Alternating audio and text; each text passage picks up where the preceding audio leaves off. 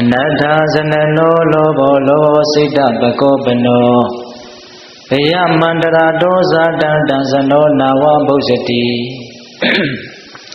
လောဘောလောဘဆိုသောတရားသည်အနတ္ထာဇနနောအကျိုးမဲ့ခြင်းကိုဖြစ်စေတတ်၏လောဘောလောဘဆိုသောတရားသည်စိတ်တံပကောပနောဖြူစင်နေတဲ့စိတ်ဓာတ်ကိုပျက်စီးစေ၏အန္တရာတော်အတွင်း၌ဗျံဖြစ်ပေါ်၍နေသောဗျံဖြစ်ပေါ်၍နေသောဘေးကိုဇနောလူအပေါင်းတို့သည်နာဝဗုဇ္ဇတိမသိမြင်နိုင်ကြကြမြတ်စွာဘုရားဣတိယပါဠိတော်မှာဟောခဲ့တယ်လောဘဆိုတဲ့သဘောတရားဟာအကျိုးမဲ့တွေကိုဖြစ်စေတယ်အနတ္ထာဇနနောလောဘောလောဘောစိတ်တပကောပနောစိတ်တပကောပနော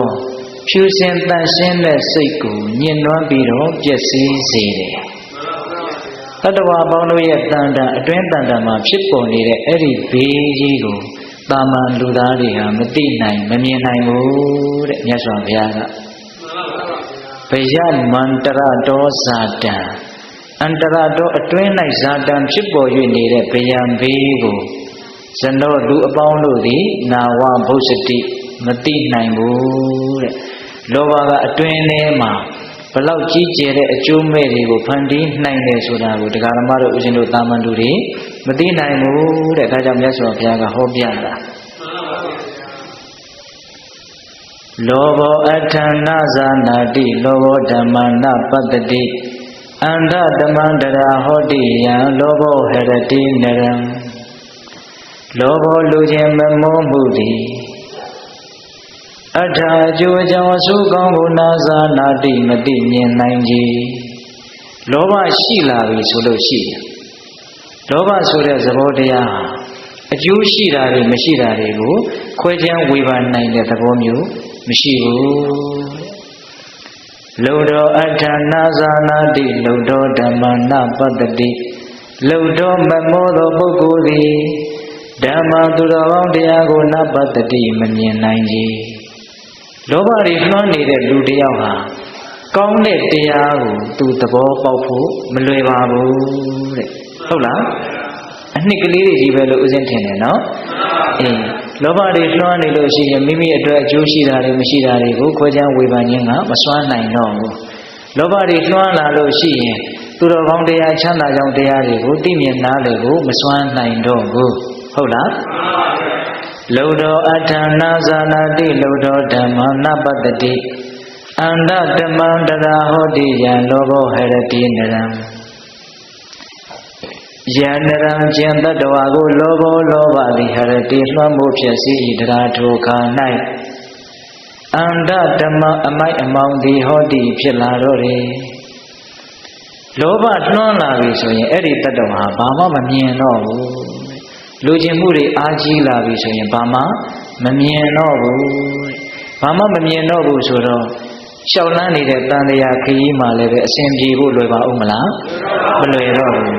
ဒါဥစဉ်တို့ကလောဘရဲ့အကြောင်းကိုတတိထားကြရကောင်းလို့ဣတိယပါဠိတော်ကနေယူပြီးတော့ပြောလိုက်တာဟုတ်လားမမောတဲ့ပုဂ္ဂိုလ်ဟာအကျိုးအကြောင်းဆိုကောင်းကိုနားမလည်ဘူးမမောနေတဲ့ပုဂ္ဂိုလ်ဟာသူတော်ကောင်းတရားကိုမသိနိုင်ဘူးအဲ့ဒီလောဘတွေလွှမ်းမိုးလာပြီဆိုရင်အဲ့ဒီပုဂ္ဂိုလ်ဟာမိုက်သွားပြီမှောင်သွားပြီလို့မြတ်စွာဘုရားကဒီလိုဟောတာနော်အဲ့ဒါဥစဉ်တို့ကဒီကနေ့ကာမဇတ်တော်လေးကိုဟောဖို့ဒီစကားလေးကိုဏိဒန်းတွေ့လိုက်ပါတယ်ကာမဇတ်တော်ကိုမြတ်စွာဘုရားဘာကြောင့်ဟောတယ်လဲဆိုတော့ဥစဉ်တို့ဘုရားရှင်ကိုယ်တော်မြတ်ကြီးစီတော်ကျောင်းတိုက်တော်မှာသတင်းသုံးတော်မူခြင်းခါကာလသာဝတိမြို့မှာ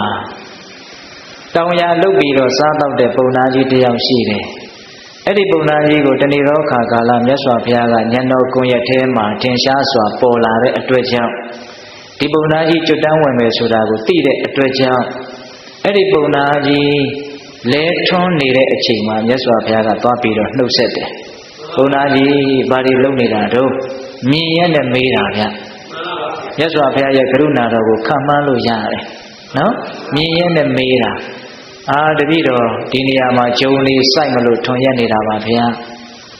အဲ့ဒါနဲ့အဲ့ဒီဂျုံလေးပြိုးပြီဆိုတော့လေမြတ်စွာဘုရားကပုံနာကြီးဘာတွေလုပ်နေတော့သွားမေးတာ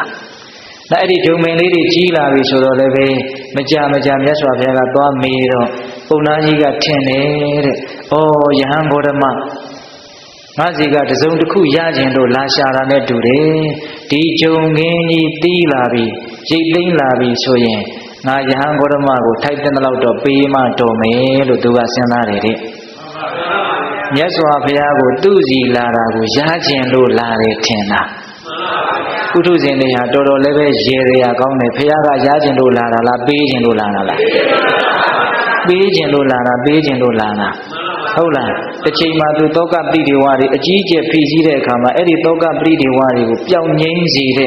普么偏难的，都到讲热的那个都个背么路，你说别个眼里也没破啦。这个路呢，不拿几个那边农业的谁都喜欢的。地中给你一分钱咯，洋国的嘛，目标的当下罗的个，我背欧美。这个路呢。